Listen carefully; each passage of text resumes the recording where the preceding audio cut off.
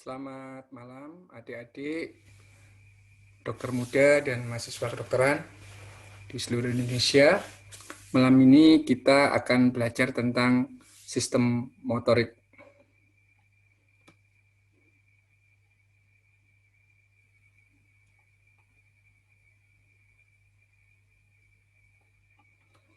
Ya, kita belajar di bagian neurologi, kita akan senantiasa berhadapan dengan 3 diagnosis, ya, yaitu diagnosis klinis, diagnosis topis, dan diagnosis etiologis. Apa itu diagnosis klinis? Adalah segala hal yang kita dapatkan dari anamnesis, pemeriksaan fisik, baik pemeriksaan fisik secara umum maupun pemeriksaan fisik neurologi yang mendukung pada suatu diagnosis nantinya. Diagnosis topis adalah lokasi penyebab apa yang kita dapatkan pada diagnosis klinis di dalam sistem aksis saraf. Dan diagnosis etiologis adalah penyakit apa yang menyebabkan gejala klinis dan berlokasi di sistem saraf yang tertera pada diagnosis topis. Agak membingungkan memang ya, maka untuk memudahkan kita langsung saja pada sebuah contoh. Contoh, seorang pasien datang dengan keluhan, kelemahan lengan dan tungkai sebelah kiri mendadak 1 jam sebelum masuk rumah sakit. Pada riwayat penyakit dahulu kita dapatkan hipertensi, riwayat sosial perokok berat, dan pada pemeriksaan fisik kita dapatkan pasien sadar baik, GCS 15, tekanan darah 180/100, hemiparesis kiri, dan paresis nervus 7 serta 12 kiri tipe sentral. Nah, dari data ini kita dapat membuat diagnosis sebagai berikut. Diagnosis klinis, ya, kita dapatkan hemiparesis kiri. Ya, kita dapatkan paresis nervus 7 dan 12 kiri tipe sentral. Kita dapatkan lagi hipertensi dan riwayat perokok.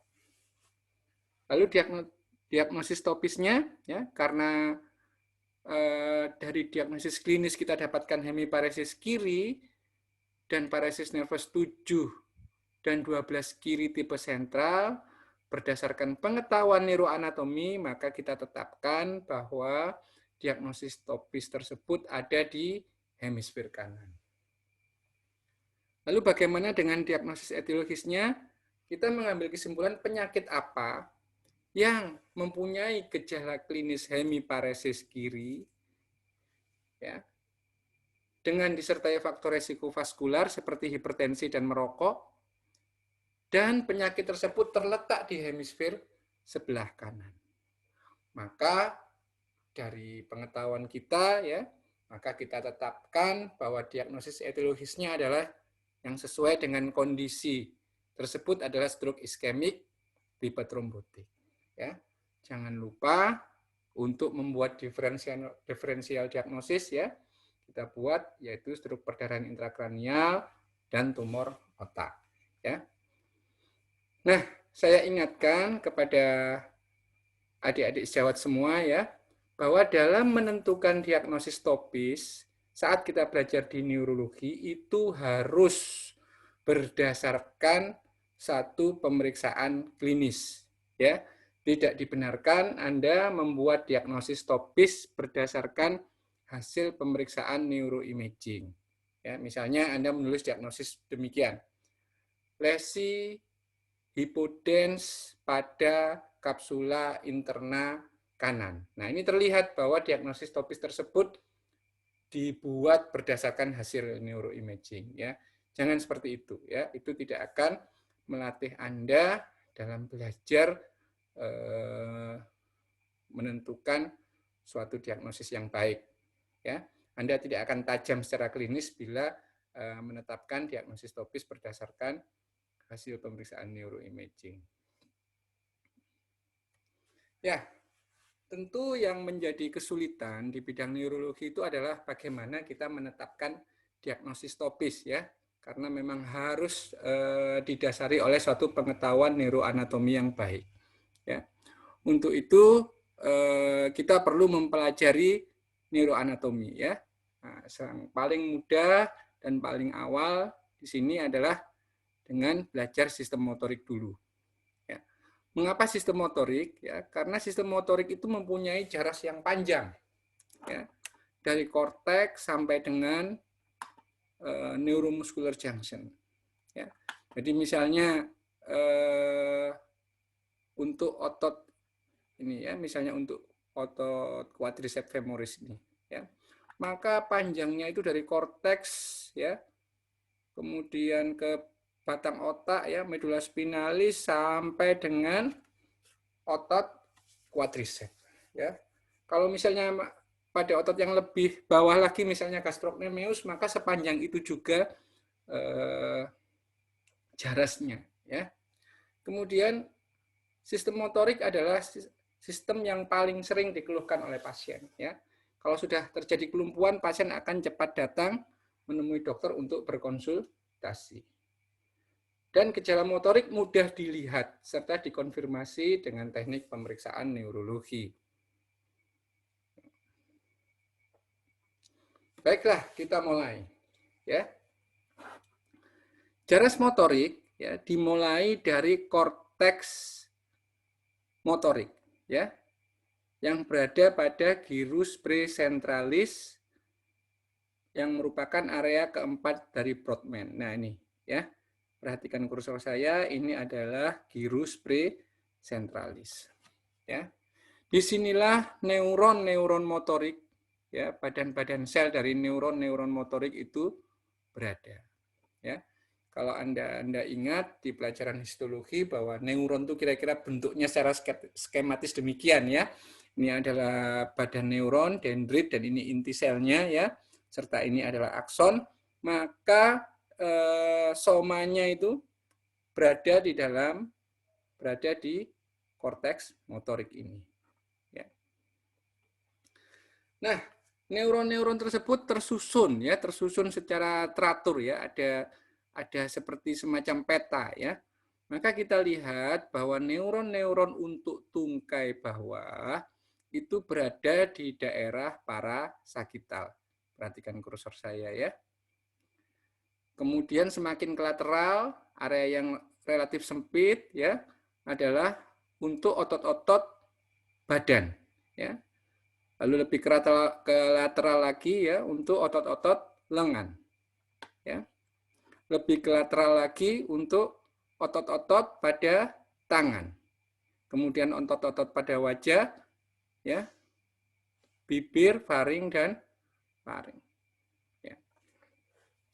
Kita lihat di sini ya, sepertinya ada yang tidak sesuai ya. Anda lihat ya, tungkai yang relatif sangat besar itu mempunyai area otak yang tidak terlalu besar, misalnya dibanding dengan tangan yang kecil. Ya. Demikian pula dengan wajah. Ya. Wajah itu kan tidak terlalu luas kalau kita bandingkan dengan total keseluruhan tubuh. Ya. Tapi areanya demikian besar. Ya. Sehingga manusia itu kalau kita kita gambar ulang berdasarkan representasinya pada otak, ya, pada korteks motorik, ya, maka bentuknya begini ya, kepalanya besar, bibirnya besar, lidahnya besar ya, tangannya besar, sedangkan tungkai, trunkus, dan lengannya kecil. Ya, ini kalau kita melihat peta. Ya. Tetapi kan tidak demikian ya. Manusia itu bentuknya bagus seperti ini, seperti Cristiano Ronaldo ini ya. Nah, maka luasnya area ya, yang mewakili tubuh itu menggambarkan fungsinya. Ya, misalnya seperti tungkai ini. Ya, areanya tidak begitu luas ya, karena memang gerakan untuk tungkai bawah juga tidak serumit misalnya gerakan tangan. Ya. Tangan ini kan memang betul kecil ya, tetapi gerakannya cukup kompleks ya. Apalagi wajah ya. Wajah ya.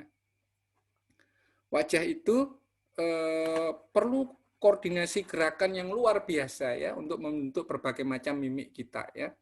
Bisa terlihat sedih, bisa terlihat bahagia, bisa terlihat PT ya, itu bukan suatu koordinasi yang sederhana ya, itu demikian rumit sehingga wajar kalau areanya lebar ya. Demikian juga bagaimana Anda bersuara ya. Bagaimana Anda bersuara, bagaimana Anda berbicara itu tentu tidak sederhana sehingga area yang terwakili pun sangat lebar. Ya. Tadi tentang homunculus. Yuk kita lanjutkan ya. Maka neuron-neuron tadi yang di sini, perhatikan kursor saya ya, dari korteks motorik, akson-aksonnya berjalan ke arah bawah, ke arah kaudal. Ya. Nah, ini demikian banyak sebetulnya ya, sehingga membentuk seperti mahkota. Makanya ini kita sebut dengan struktur yang di sini ini dengan corona radiata. Kemudian akson-akson ini berkumpul ya, berjalan di antara talamus dan ganglia basalis. Dia sudah memadat di sini ya. Ibarat sapu lidi itu ini sudah berada pada ikatannya. Ya. Maka di sini akson-akson motorik tersebut membentuk suatu struktur yang kita sebut dengan kapsula interna. Ya. Setelah kapsula interna, akson-akson tersebut sudah berjalan sebagai pita yang padat, ya, pita yang padat terus berjalan di bagian ventral batang otak, ya, perhatikan kursornya ya. Terus di ventral mesencephalon, ventral pons, ya, medula oblongata, kemudian dia menyilang, ya, menyilang ke sisi kontralateral ya di decussatio piramidalis. Jadi misalnya ini dari sisi kanan ya.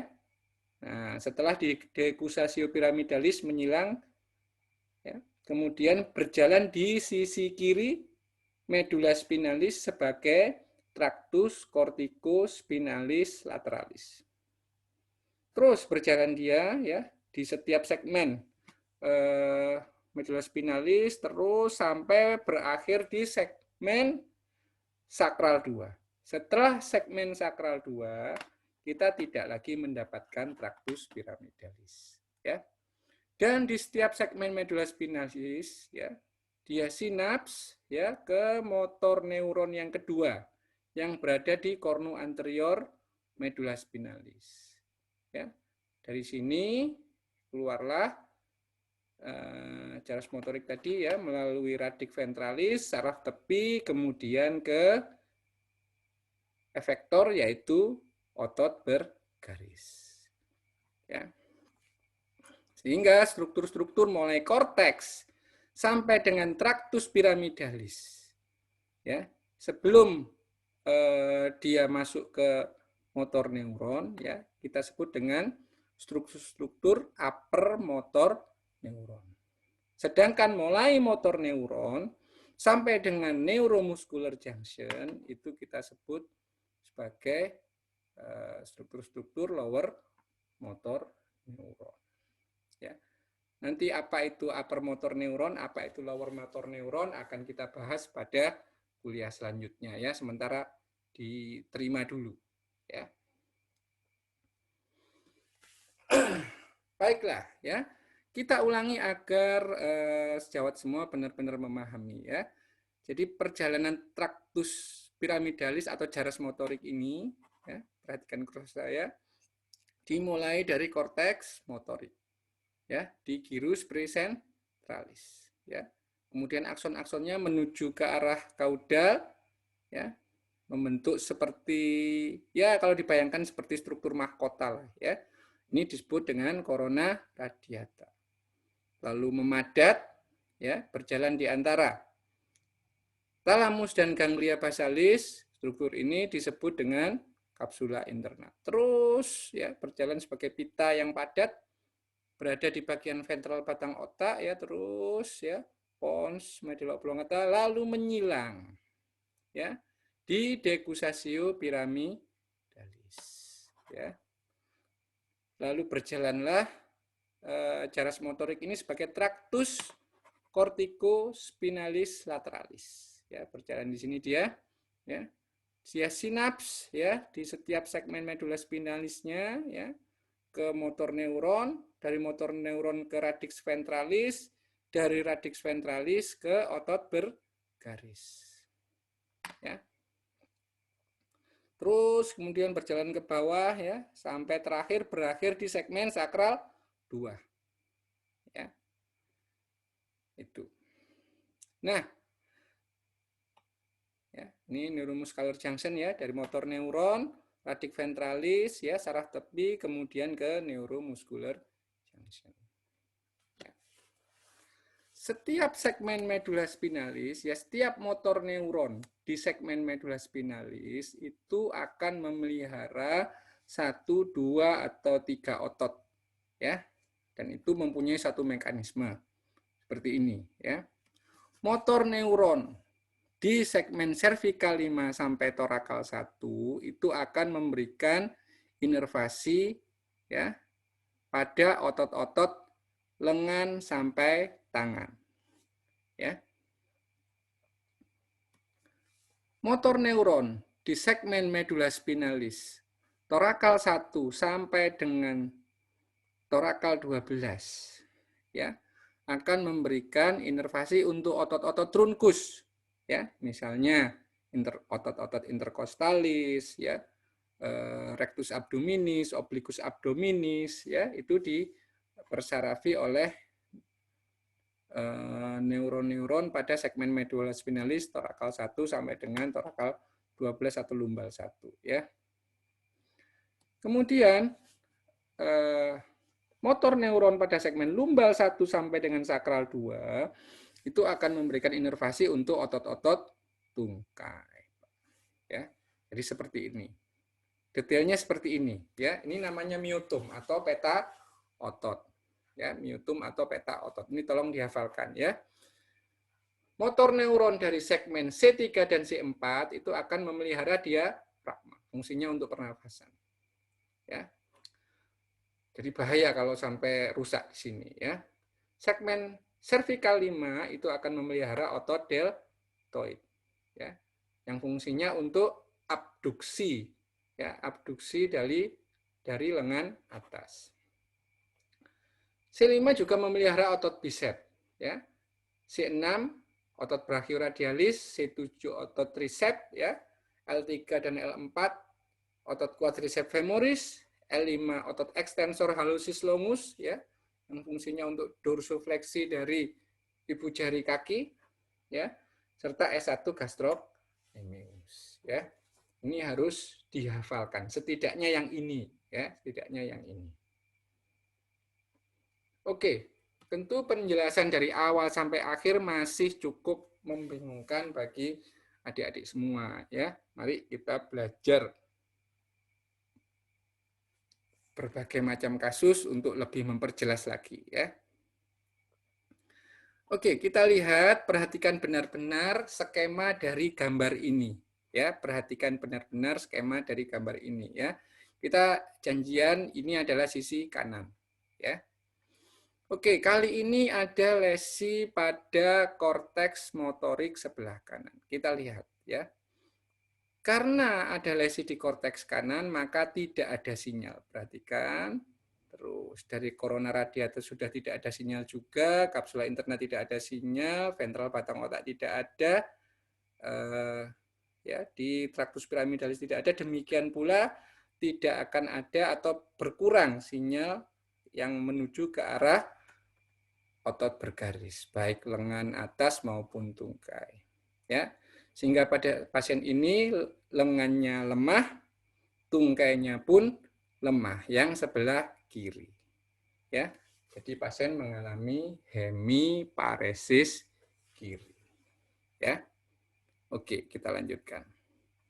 Nah, benar ya. Setelah kita konfirmasi dengan CT scan, maka memang benar di hemisfer sebelah kanan tersebut ada satu perdarahan otak. Kita lanjutkan. Kali ini lesi berada di kapsula interna. Ya. Kita lihat, kita urut mulai dari korteks. Korteks aman, sinyal bisa tersampaikan, ya bisa diproduksi. Ya. Corona radiata aman, masih bisa lewat corona radiata, tetapi saat kapsula interna dia terhambat. Ya, sehingga apa? Kita lihat jalannya di sini, sinyal tidak bisa dihantarkan. Ya, baik ke otot lengan, otot trunkus sebelah kiri maupun otot tungkai sebelah kiri. Jadi hasilnya pasien mengalami hemiparesis kiri. Ya. Ya, ternyata setelah kita lakukan CT scan benar ya. Jadi pada kapsula interna ada suatu lesi infak. Kita lanjutkan lagi, kali ini lesi itu ada di batang otak ya, di pons. Ya, kita lihat di sini. Kita urut lagi, korteks aman, korona radiata aman, kapsula interna aman ya. Tapi begitu mencapai level batang otak terhambat di sini. Ya. Sehingga sinyalnya tidak bisa sampai ke ekstremitas, tidak bisa sampai juga ke ekstremitas bawah tungkai. Ya, pasien tetap hemiparesis kiri. Ya, nanti bedanya apa pada kuliah-kuliah berikutnya ya. Sementara yang penting adik-adik semua memahami jaras ini ya. Ya, setelah kita konfirmasi ya dengan pemeriksaan MRI ternyata benar ya ada perdarahan pada pons sebelah kanan. Kita lanjutkan ya. Kali ini seorang pengendara sepeda motor ya mengalami cedera servikal ya pada level C4 misalnya. Ya, kita lihat ya. Kalau cedera servikal itu umumnya langsung ya, transvers kanan kiri ya. Kita lihat korteks aman, korona radiata aman, kapsula interna aman, masih bisa lewat ya, ventral batang otak aman, decussatio piramidalis aman. Tetapi saat berjalan sebagai traktus corticospinalis lateralis di medula spinalis terhambat di segmen servikal 4 misalnya. Ya. Maka kita lihat impuls ke arah lengan kiri terganggu, demikian juga dengan ke arah lengan kanan. Impuls ke arah tungkai kiri terganggu, demikian juga impuls ke arah tungkai kanan. Maka kita lihat pasien mengalami suatu tetraplegia atau tetraparesis. Ya, tergantung nanti berapa kekuatan otot yang masih tersisa. Ya. Ya, setelah kita konfirmasi dengan pemeriksaan radiologi sederhana ya, kita dapatkan fraktur ya pada vertebra servikal 1, 2, 3, 4, vertebra servikal 5 ya. Oke ya. Kali ini lesi tersebut berada di segmen mielum torakal 10. Ya, perhatikan, kita urut lagi, korteks aman ya. Korona radiata aman, kapsula interna aman, ventral batang otak aman, decussatio piramidalis aman, segmen servikal aman sehingga lengan atas ya kanan dan kiri normal ya. Kita turun lagi. Nah, ada hambatan di segmen T10 sehingga sinyal ke arah tungkai ya. Tungkai itu dipelihara oleh segmen L1 tadi ya, L1 sampai S2 ya. Tidak bisa kanan maupun kiri sehingga pasien ini mengalami paresis atau paraplegia. Ya. UMN atau LMN ya.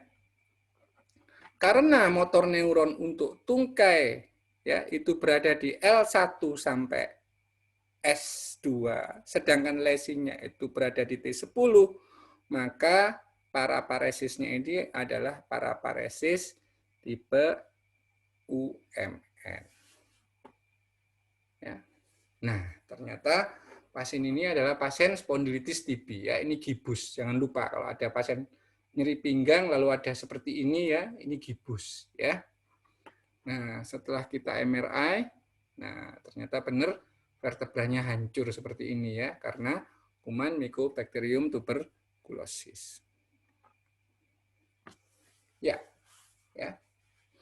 Kali ini lesi tersebut berada pada medula spinalis segmen lumbal 1 misalnya. Ya. Kita lihat korteks aman, corona radiata aman, kapsula interna aman, ventral batang otak aman, ya, segmen cervical aman sehingga kedua lengan masih bisa berfungsi baik. Kita turun lagi, ternyata ada hambatan di L1, ya, sehingga sinyal untuk tungkai kanan dan kiri berkurang, ya. Maka kita lihat pasien tangannya aman ya, normal. Iya. Ya, pasien juga mengalami sama seperti tadi. Satu, paraparesis inferior ya. Tipe UMN atau LMN ya. Untuk yang otot-otot yang dipelihara oleh segmen L1 tadi mungkin LMN ya. Tetapi yang di bawahnya segmen L2, L3, L4, L5 dan S1 tipenya merupakan UMN ya. Secara umum ini masih UMN ya. Nah, ternyata benar setelah kita melakukan pemeriksaan MRI ada satu tumor intramedular di sini. Ya. Kali ini lesi tersebut mengenai konus medular. Ya, konus medular itu adalah segmen-segmen terakhir dari medula spinalis, mulai sakral 3 sampai C. Ya, jadi kena di sini. Ingat tadi ya, bahwa traktus piramidalis itu berakhir pada segmen sakral 2. Kita lihat lagi ya. Korteks aman, corona radiata aman, kapsula interna aman, ya. Ventral batang otak aman, degustasio piramidalis aman, segmen cervical aman, ya. Kemudian segmen lumbosakral aman. Ya. Ingat karena traktus piramidalis atau jaras motorik itu hanya sampai segmen sakral 2. Sedangkan lesinya ini berada di segmen sakral 3 sampai C. Ya, sehingga pasien ini tidak ada kelemahan. Ya, walaupun nanti pada pokok pasien sensoris ada gejala lain, ya, misalnya saddleback parestesi. Tapi secara motorik orang ini normal. Ya, ya ternyata kita konfirmasi dengan neuroimaging ya, kita dapatkan fraktur kompresi di segmen L1. Ya. Oke, ya, kita lanjutkan. Kali ini lesi tersebut berada pada motor neuron di medula spinalis. Mulai segmen L1 sampai segmen S2. Ya, terjadi satu kerusakan pada motor neuron medula spinalis ya, sebelah kiri mulai L1 sampai S2. Kita urut lagi ya. Korteks aman, corona radiata aman, kapsula interna aman, ventral batang otak aman, degustasio piramidalis aman, segmen cervical aman ya, sehingga kedua lengan tidak ada masalah ya. Segmen torakal aman, segmen lumbal Nah, ada kerusakan pada motor neuron di sini. Ya. Mulai L1 sampai S2. Ya. Kita ingat bahwa otot tungkai dipelihara oleh segmen L1 sampai S2 sehingga pasien ini mengalami satu monoparesis. Ya, yang sebelah kiri ya kalau menurut gambar ini ya. Oke ya, ini pada kasus poliomyelitis ya. Tipe LMN ya karena yang kena adalah motor neuron. Oke, ya. Sampai di sini kuliah tentang sistem motorik untuk bagian pertama, ya. Insya Allah bagian yang kedua akan kita mulai dalam 2-3 hari. Terima kasih, mudah-mudahan kuliah malam ini bermanfaat.